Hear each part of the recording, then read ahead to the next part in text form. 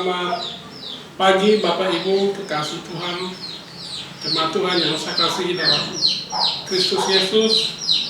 Kita boleh berkumpul kembali atau bersekutu kembali pada minggu tanggal 5 ini.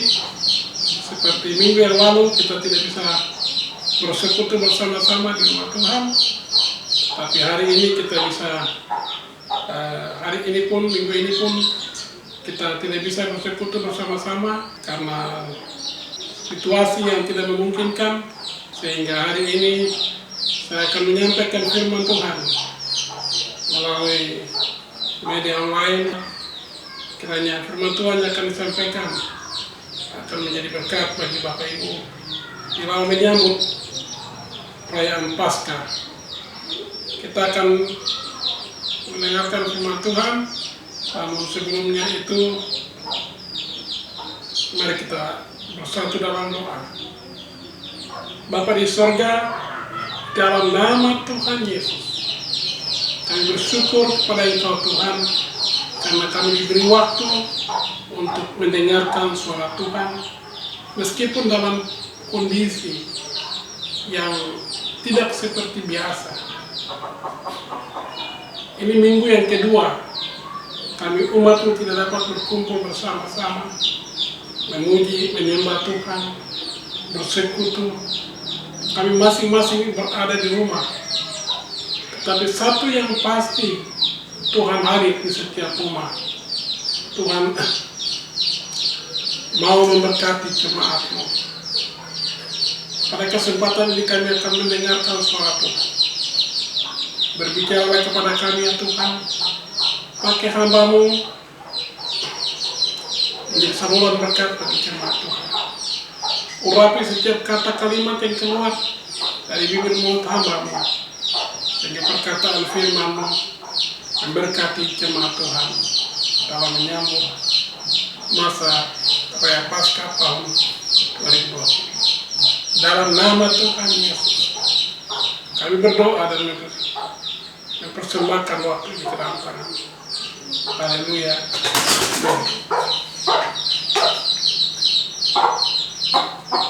Bapak Ibu dikasih dalam Tuhan, panjang durasi kita telah belajar firman Tuhan. 7 perkataan Yesus di atas kayu salib. Dan pada minggu ini saya akan menyampaikan perkataan Yesus yang ke-6 dan perkataan yang ke-7. Bapak Ibu, perkataan yang ke-6 terdapat di dalam Lukas pasal 23 ayat 44 sampai ayat ke-49. Tesalonika bisa membacakan ayat-ayat tersebut.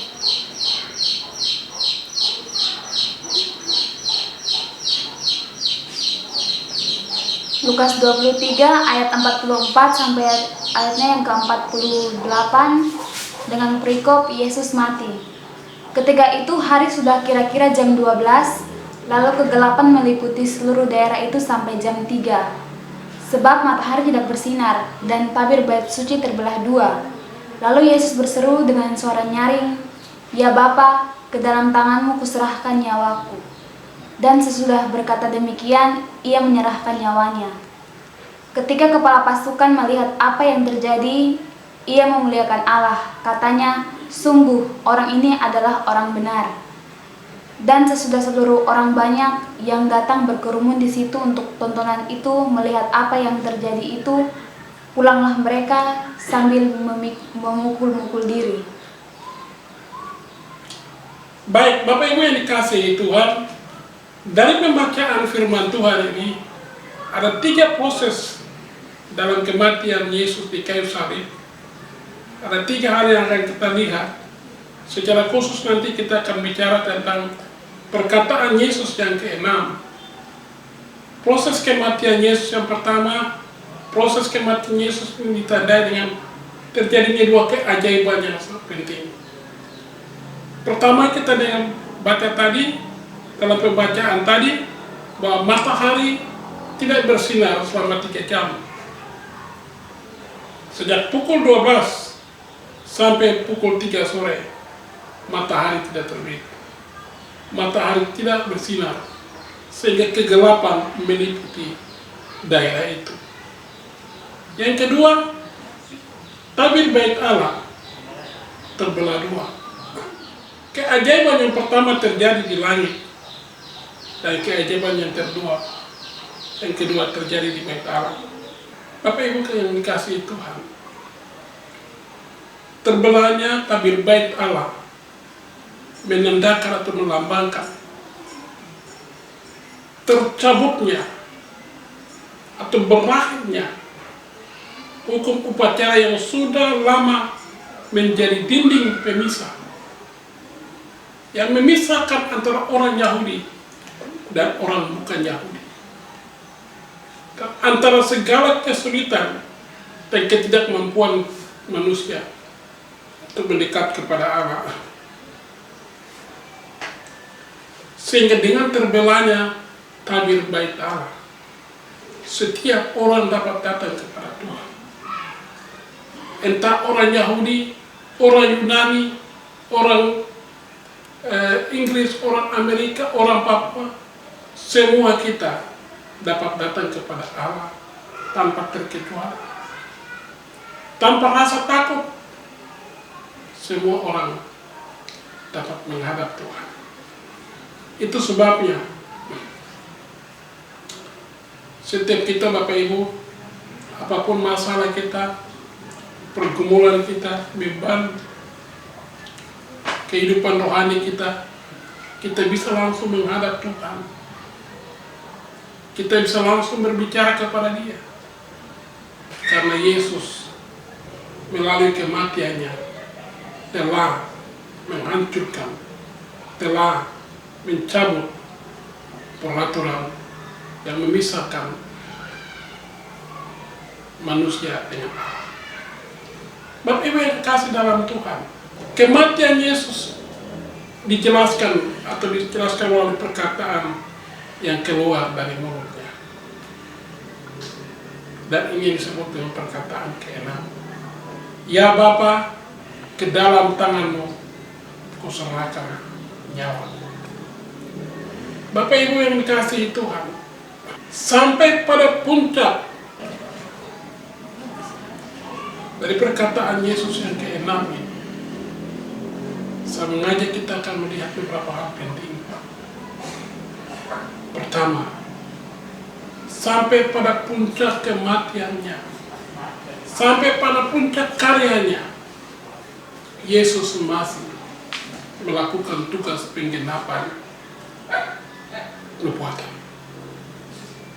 Perkataan ke dalam tangan-Mu kuserahkan nyawaku merupakan perkataan yang diucapkan oleh Daud dalam Mazmur pasal 31 ayat yang ke-6. Tesalonika telah membaca ayat ini. Mazmur 31 ayat yang ke-6, ke dalam tangan-Mu lah kuserahkan nyawaku, Engkau membebaskan aku ya Tuhan, Allah yang setia. Ke dalam tangan-Mu lah kuserahkan nyawaku. Yesus menggenapi nubuat perjanjian lama. Dengan secara tidak langsung Yesus menyatakan bahwa apa yang dikatakan oleh Daud merupakan ilham daripada Roh Kudus. Pernyataan daripada Roh Tuhan sendiri, bukan perkataan seorang pribadi Daud. Bapak Ibu yang dikasihi Tuhan, Yesus mati sambil mengucapkan firman Tuhan. Dia tidak mengucapkan kata-kata yang lain, tetapi dia mengutip perkataan firman Allah. Bapak yang dikasihi Tuhan, Bapak Ibu yang dikasihi Tuhan, Yesus mengajarkan kita agar selalu kita menggunakan firman Tuhan di dalam menghadap Tuhan.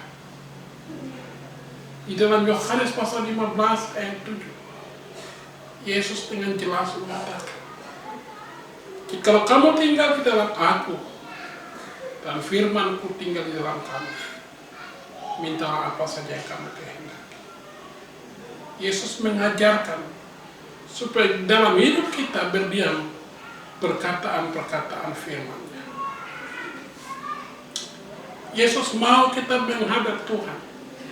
Waktu kita menghadap Bapa di surga, kita datang dengan menggunakan firman-Nya. Bagaimana kita bisa menggunakan firman-Nya?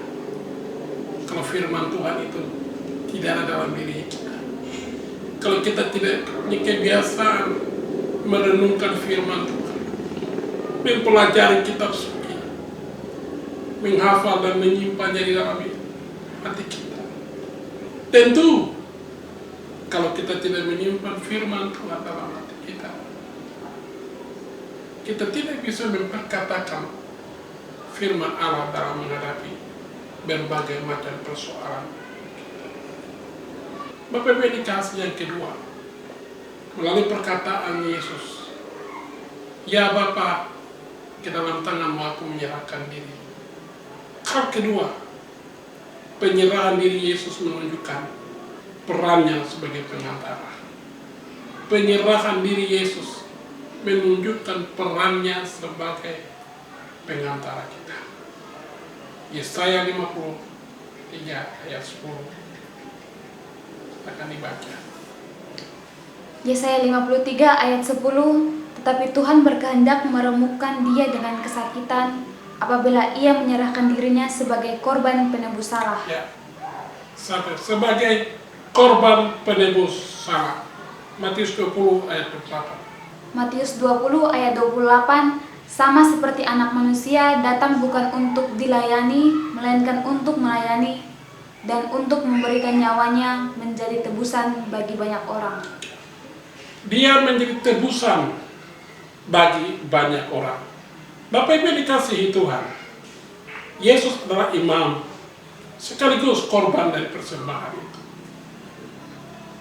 Kita berada di bawah hukuman, dan Yesus harus dijadikan tebusan untuk melepaskan hukuman itu. Harga mahal harus dibayarkan ke tangan Allah sebagai pihak yang dirugikan oleh pelanggaran dan dosa kita. Dan Yesuslah yang membayar lunas semuanya itu kepada Allah. Saya merenungkan kebenaran ini Bapak Ibu. Semua pelanggaran saya, semua dosa-dosa saya dibayarkan lunas oleh Yesus Kristus. Waktu dia menyerahkan hidupnya, menyerahkan nyawanya kepada Bapa di surga. Dengan kalimat itu, Yesus pun mempersembahkan korban, seolah-olah ia mengulurkan tangannya ke atas kepala korban itu dan menyerahkannya. Ya Bapa, terimalah nyawaku dan jiwa sebagai ganti nyawa dan jiwa dari orang-orang yang berdosa, dari manusia, dari nyawa dan jiwa saudara dan saya. Dia menebusnya melalui kematian. Bapak Ibu yang dikasih dalam Tuhan, sungguh luar biasa pengorbanan Kristus. Dia menggantikan diri saudara dan saya. Dia menjalankan peran sebagai perantara antara saudara dan saya saudara saya dengan Allah. Dia menyelesaikan semua pelanggaran kita, dosa-dosa kita. Bukan hanya kita, tapi dosa dari sejak ada sekarang sampai waktu yang akan datang. Bapak Ibu yang dikasihi Tuhan, hal ketiga dari kematian Yesus di kayu salib, pada kematian Kristus, sangat berkesan dalam diri orang-orang yang menyaksikannya. Kalau kita lihat dalam pembacaan tadi, di sana ada kepala pasukan yang melihat peristiwa kematian itu, dan akhirnya dia mengaku kepala pasukan dari Romawi, dan dia mengaku dia melihat proses kematian yang luar biasa. Dia katakan, sungguh dia ini orang benar, dia tidak bersalah, dia orang yang benar yang tidak seharusnya menerima hukuman dengan cara-cara yang keji. Kelompok kedua adalah para penonton yang semua yang semulanya acuh tak acuh menjadi prihatin. Mereka pulang dengan memukul-pukul dirinya. Dalam kebiasaan orang Yahudi, kalau mereka menyesali suatu tindakan, kalau penyesalan itu muncul dalam diri mereka, mereka memukul-mukul diri sebagai tanda penyesalan. Tapi tidak dikisahkan selebihnya seperti apa. Penyesalan tanpa pertobatan itu sia-sia. Kalau orang menyesal akan perbuatannya lalu bertobat, itu yang luar biasa. Itu berarti pengorbanan Kristus tidak sia-sia.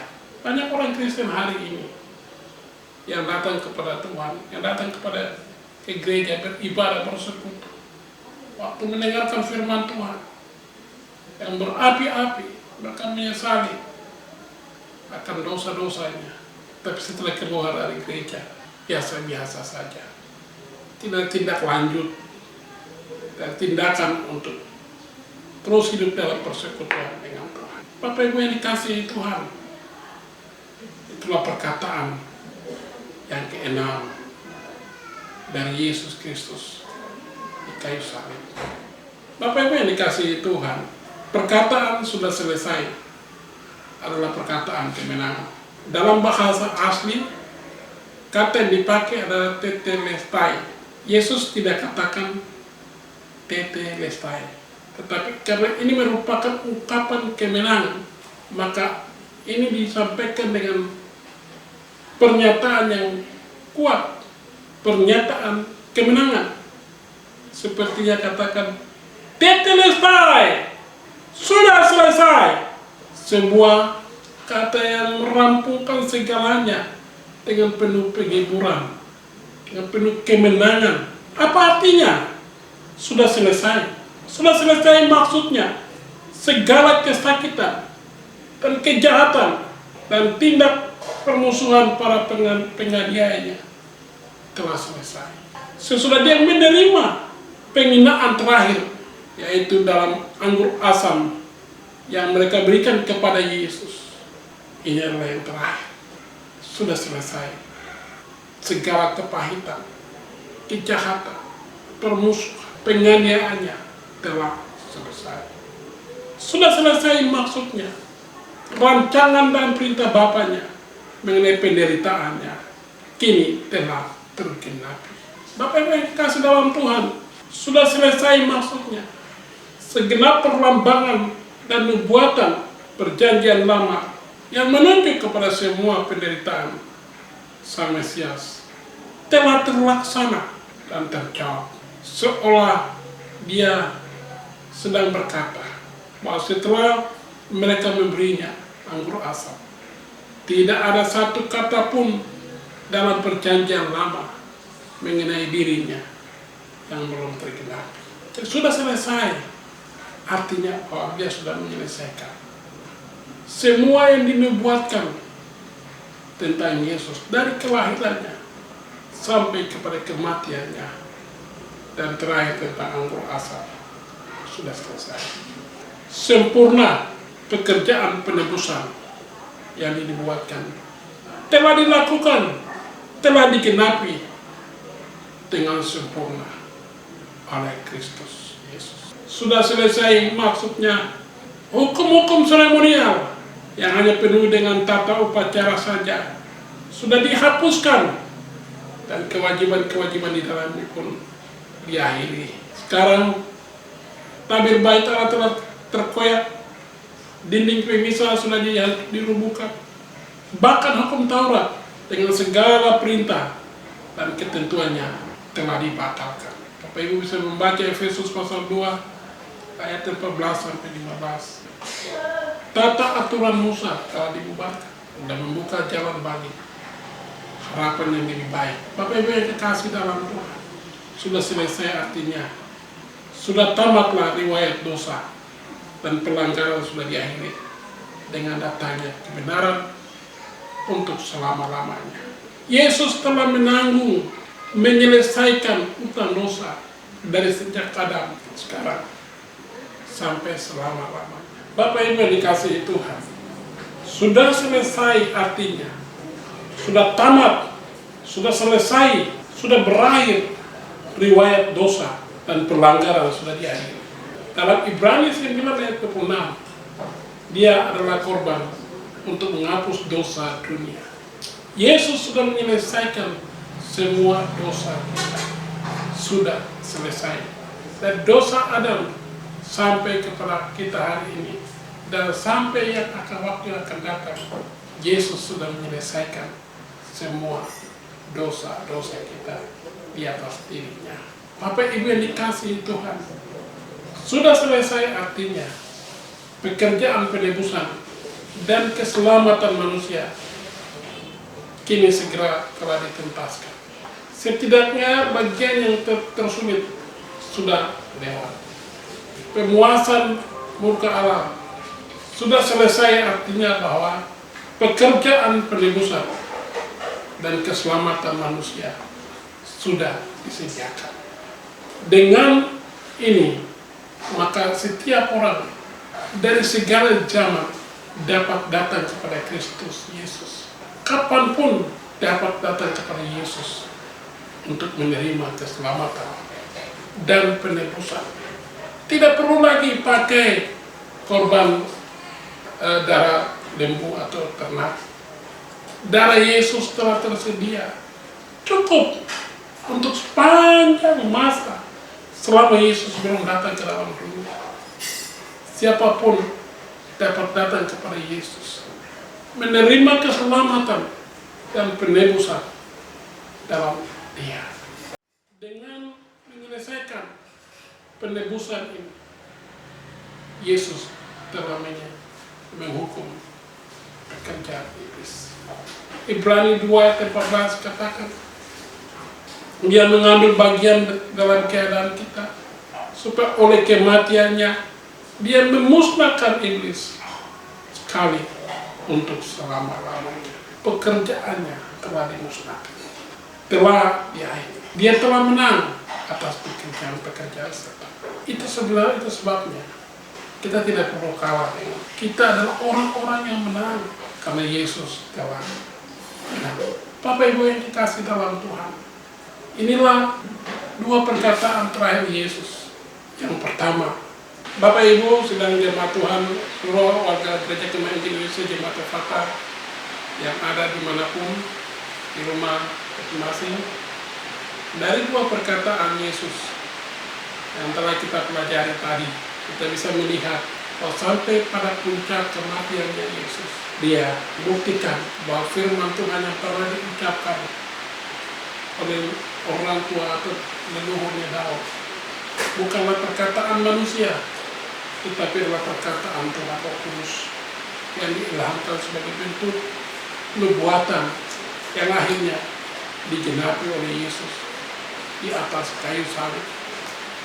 Di sini Yesus mengajarkan kita, waktu kita menghadap Tuhan, mari kita mempergunakan perkataan-perkataan firman dalam menghadap Bapa di surga.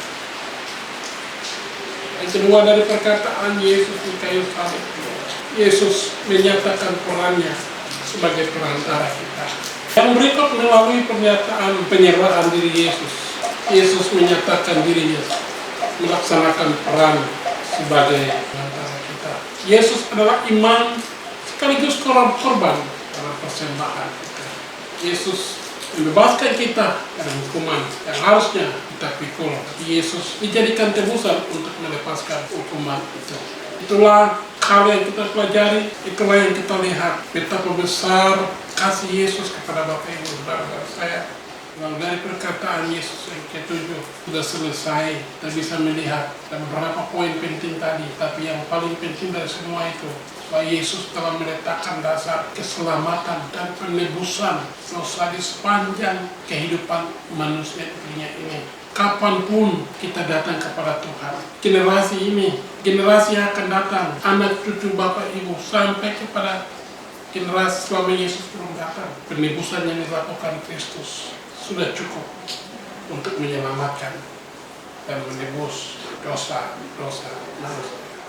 Demikian khotbah singkat yang dapat saya sampaikan pada kesempatan ini melalui media ini. Bapak Ibu yang dikasihi Tuhan, Mari kita menyambut perayaan Paskah tahun 2020 dengan penuh sukacita. Meskipun tahun ini kita tidak dapat merayakan Paskah seperti tahun-tahun sebelumnya. Tapi mari kita bersyukur kepada Tuhan karena karyanya, penebusannya, keselamatannya yang Dia sediakan dalam Kristus Yesus telah tersedia buat kita untuk sepanjang masa. Mari kita bersatu dalam doa. Bapak Ibu dimanapun engkau berada, saya ajak untuk bangkit berdiri, kita akan berdoa. Terpujilah Tuhan Allah Bapa di surga, Bapa dalam nama Yesus Tuhan yang memberkati kami dengan firman. Hamba-Mu telah berhenti berbicara. Mungkin firman Tuhan yang hamba-Mu sampaikan masih kurang jauh dari sempurna. Roh Kudus yang punya firman ini menyempurnakan perkataan firman-Mu di dalam kehidupan jemaat masing-masing. Engkau terus mengajar, menopang, membekali jemaat-Mu dengan firman Tuhan, sehingga kami menjalani hidup kami sesuai dengan apa yang Engkau kasih. Kiranya firman Tuhan ini menguatkan kami untuk memasuki masa perayaan Paskah tanggal 10 April 2020. Berkati semua anggota jemaat yang berada di mana saja, yang ada di rumah-rumah, yang ada di asrama, yang berada di rumah-rumah pos. Tuhan Yesus, Engkau berkati. Engkau tahu kehidupan mereka, Tuhan. Memohon berkat perlindungan Tuhan, kasih sayang Tuhan, anugerah keselamatan dalam Kristus Yesus tetap menyertai mereka, menjaga dan melindungi mereka,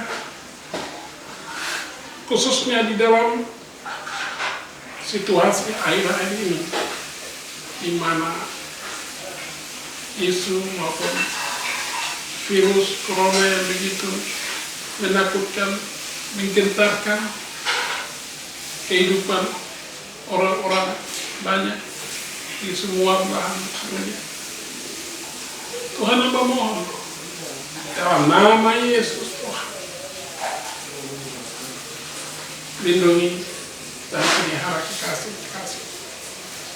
Dalam nama Yesus Tuhan, kita berdoa, mengucap syukur. Haleluya. Amin.